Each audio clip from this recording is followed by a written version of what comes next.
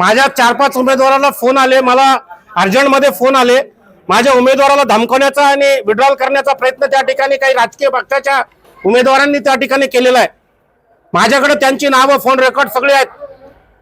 राजकीय नेते आमच्या धर्मगुरूंना हाताशी धरून, ख्रिश्चन पुढाऱ्यांना हाताशी धरून आणि काही मुस्लिम पुढाऱ्यांना हाताशी धरून माझ्या उमेदवारांना त्या ठिकाणी विड्रॉल करण्याच्या धमक्या देत आहेत आणि या ठिकाणापर्यंत आणण्याचा प्रयत्न केला। मी सकाळपासून माझे 3 उमेदवार सुरक्षित ठिकाणी त्यांच्या तावडीतून उचलून नेलेले आहेत आणि माझ्या उमेदवाराला धमक्या देणाऱ्यांना मी त्या ठिकाणी आवाहन करतो की हा पक्ष आदरणीय नेते बाळासाहेब आंबेडकरांचा पक्ष आहे, हा घटनेला मानणारा पक्ष आहे। जालन्यातल्या प्रशासनाला, निवडणूक करणाऱ्या निवडणूक अधिकाऱ्याला मी विनंती करतो की तुम्ही फेअर अँड फेअर इलेक्शन करा।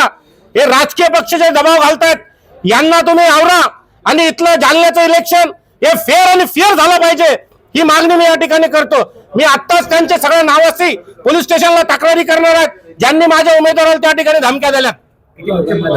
3 ते 4 उमेदवारांना माझ्या धमक्या आलेल्या आहेत आणि मी आग्रहाची विनंती करतो प्रशासनाला की मी त्यांची रितसर कंप्लेंट त्या पोलीस स्टेशनला करणार आहे, विथ रेकॉर्ड करणार आहे। त्या उमेदवारावर गुन्हे दाखल करा, विड्रॉल करा। अनेक पक्ष आहेत ज्याच्या आता तक्रारी आम्ही सविस्तर करतो। साहेब, ते काय म्हणतात माहित का, जे लोकांकडे खायला पैसे नाही ते इलेक्शन मध्ये कशाला उतरतात? तुमच्या घरात खायला पैसे नाही, लोकांना काय वाटणार आहे? समजा हे निवडणूक फक्त पुढाऱ्या माणसाचा आहे, गरीब माणूस जे हे इलेक्शन निवडणूक मध्ये उभे राहू शकत नाही हे त्यांचं म्हणणं आहे आणि ते पैशाच्या आमिषातून, ते राजकीय पक्षाच्या दबावातून ते आमच्यावर जे दबाव घालतात, आम्हाला म्हणतात आणि आमचे चरित्र जे आहे ते घालण्याचं काम करतात ते की हे गोर गरीब आहे, हे विकून जाईन, हे करून जाईन। ते उदाहरणे जे परलीचं जे बब्बू मिस्त्री जे आहे ते निवडून आलं, ते पैशाच्या आधारे निवडून आला का? तो काय सर्वसामान्य माणसाला उभं राहण्याचा अधिकार, हक्क नाही का? हे संविधानने, हे घटनाने आम्हाला अधिकार दिला नाही का?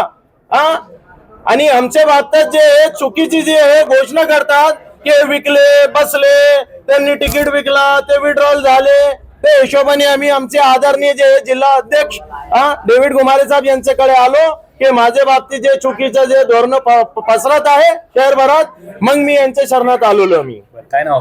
माझं नाव पठाण वसीम खान दिलावर खान, माझी आहे जहारा खान दिलावर खान, ते प्रभाग क्रमांक 10 मध्ये उभा आहे। आणि आता काय कारवाई करणार? अरे हे नाही, माझे सचिव तक्रार करणार आहेत। आता मी माझ्या उमेदवारांना मी निवडणुकीसाठी फ्री करणार आहे। माझे सचिव आता जिल्हाध्यक्ष, जिल्हा अधिकारी आणि त्या पोलीस स्टेशनला आम्ही तक्रारी करणार आहोत। आम्ही घाबरणार नाहीत, आम्ही कोणालाही घाबरणार नाहीत।